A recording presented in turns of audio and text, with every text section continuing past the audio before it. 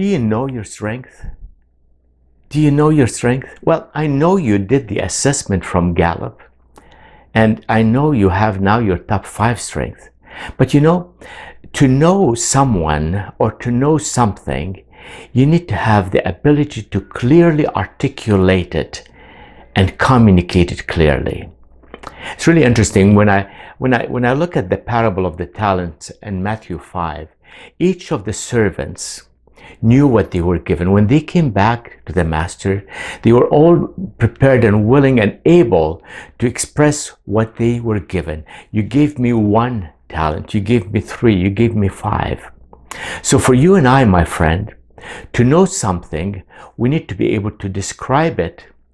We need to be able to describe it and also articulate it and communicate it. The reason this is important, if you don't describe and articulate your talents, others will never know them. And if you don't share it with them in a clear way, they will assume them for you, and they will assume them based on their own needs and their expectations of you. So it's important that you know very clearly your strength and be able to articulate it and communicate it.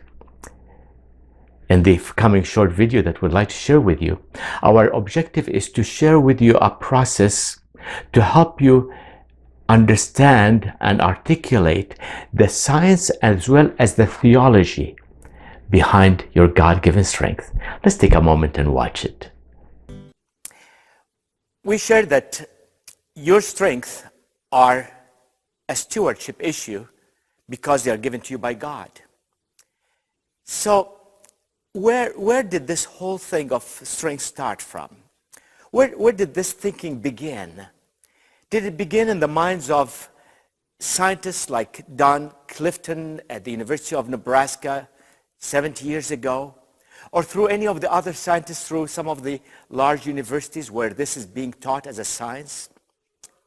Let me suggest to you, my friend, that the theology of strength, when we really begin to look at it, it starts way back in Genesis 1:26. When God said, let us create man in our own image, God had in mind 2 things. He thought of man as being holy because the Bible tells us, be holy because your Father in heaven is holy. But God also had in mind imparting to man some of his own character qualities. God wanted to instill in man some of his own character attributes so man could do good work. Let me give you examples. Some of you may have the strength of an achiever. When you did the Gallup Strength Finder survey, achiever was one of your top strengths. Actually, it's one of my top strengths. Is God an achiever? You see, an achiever delights in seeing things happen. He starts a project or an initiative, and then when it's done, he feels good. And he says, that was good. And the Bible tells us that's exactly what God did. When he created the sun and the moon and man and the sea, after every one of these, God said, that was good. And God delights in achievement. And you, if you have achiever as one of your top qualities, you are a reflection of God's strength. And you need to be proud and glad for it because it reflects God's character to the world. Some of you may also have the strength of communication. When you did the Gallup Strength Finder, communication was one of your top strengths. Does God have communication as one of his qualities? You bet he does. You know, God communicates through the environment. The Bible tells us that the heavens declare the glory of God and the firmament shows his handiwork.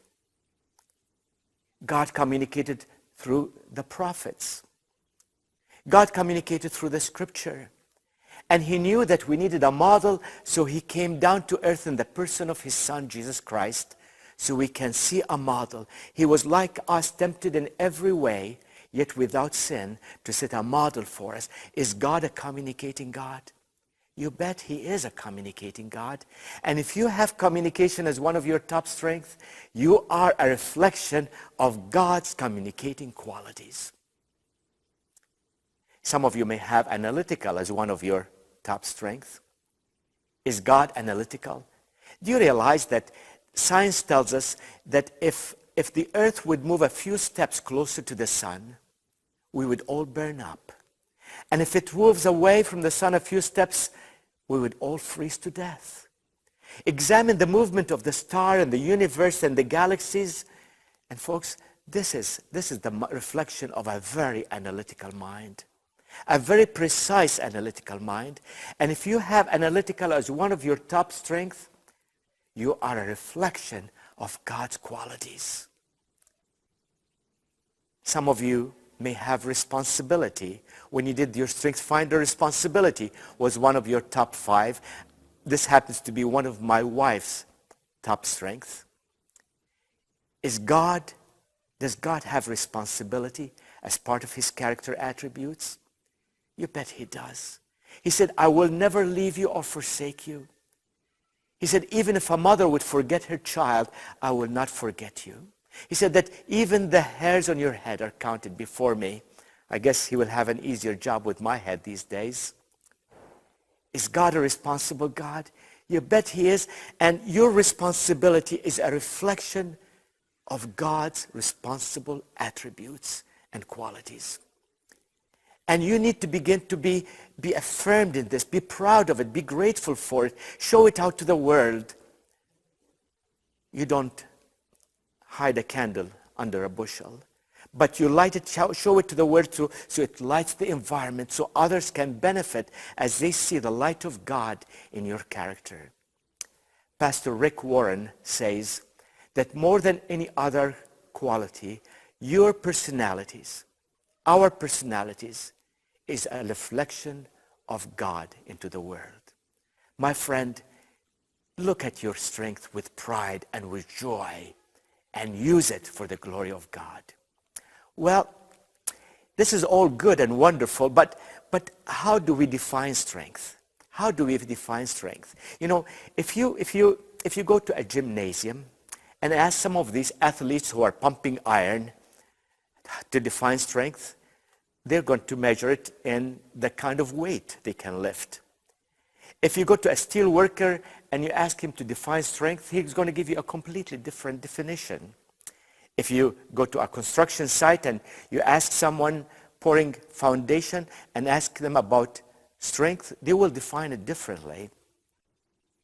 So for now, I think it would be good for us to go to the science of strength. The science of strength has been researched by many scientists in many of the leading universities around the world. And let's go and ask a scientist there, how do you define strength?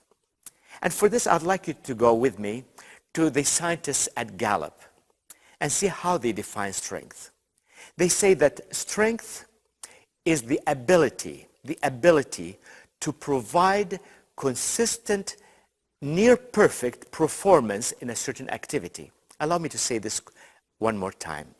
It's an ability to provide consistent, almost perfect performance in a given activity. Let me give you an example of what I mean.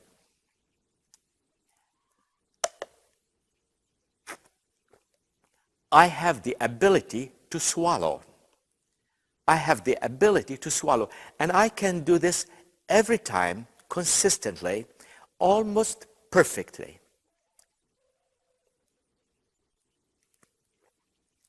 I can do it again and again and again.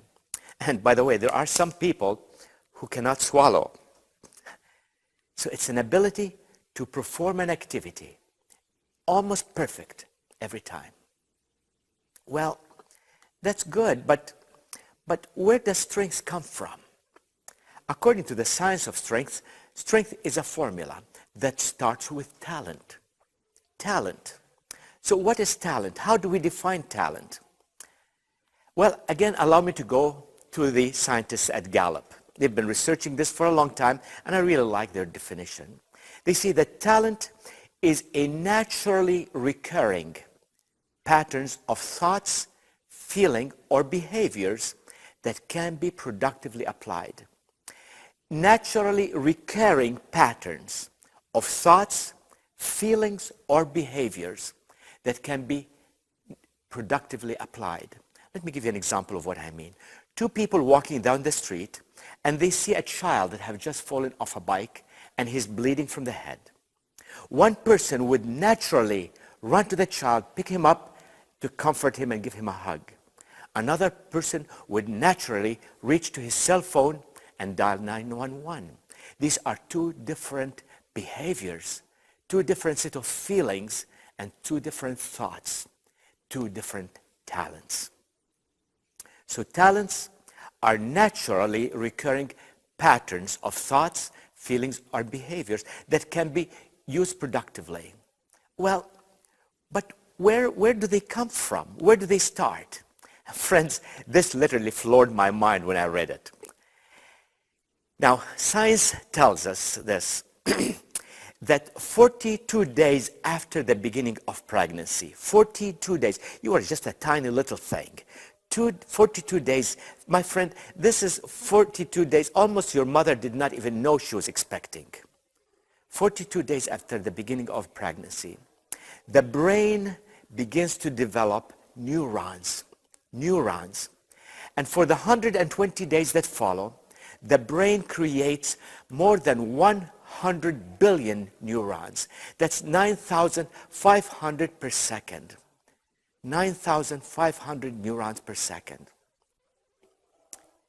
Now, 60 days before you're born, these neurons begin to talk to each other, developing what is called synaptic pathways. Synaptic pathways. Think of them as almost roads connecting homes in a city. Now, between that time to age 3, more than 15,000 synaptic connections are built up in your brain. Between the age of 3 to 15 or 16, some of these pathways are used more heavily and more frequently, and they get stronger and bigger. They almost become like highways in a city. Others are neglected, they are less used, they atrophy and they get weak. Now, where I live, we have two major highways that connect the city from east to west. So if I'm living where I am and I need to go to the airport, I would take the highway. It's a wide highway and I know I can get there fast. I do not go through the side streets. So over these few years of your life, up to age 15 or 16, these highways are built up and they become big and strong and used more frequently. That's your talent. That's your talent. That's where you're naturally inclined to behave. This is how you're naturally inclined to think and act and feel. That's your talent. Well, this is all wonderful, but where do strengths come from? We know they start with talent, but these talents are multiplied, are developed and built up through the knowledge you acquire, the skills you develop, and the experiences of life. So what do we mean by knowledge? Knowledge is anything you know, anything that you can gain through reading, through studying, through watching other people. This is all knowledge. You can collect knowledge in your brain. But skills are the steps required to take knowledge and use it productively. Let me give you an example. You can learn everything you need to learn about a car through reading a book. You can learn what the wheels are for, what the engine does, what the transmission does, what the brakes do. You can learn all of this, but you cannot drive a car until you learn the steps of getting into the car, sitting down, turning the ignition on, and starting the car to move. But then comes experience, and that's the application of your talents, your knowledge, and your skills to the environment in which you live. And that varies based on the experiences of life. You see, my friend, when we take talent, knowledge, skills, and experience, guess what we call that? We call it wisdom. Wisdom. And it's the application of all of this to the life in which you are placed and in which you accomplish things. All right. Now, I'd like you to discuss with your partner. How do you feel or what do you think when you realize that your strength is a reflection of God's image? Your strength is a reflection of God's image. How do you feel when you think of this? Or what comes to your mind when you realize that God, the Almighty God, the one who made the stars, the moon, and the earth, trusts you to do good work, and He gave you your strength because He trusts you to do good work? Have a good discussion with your partner.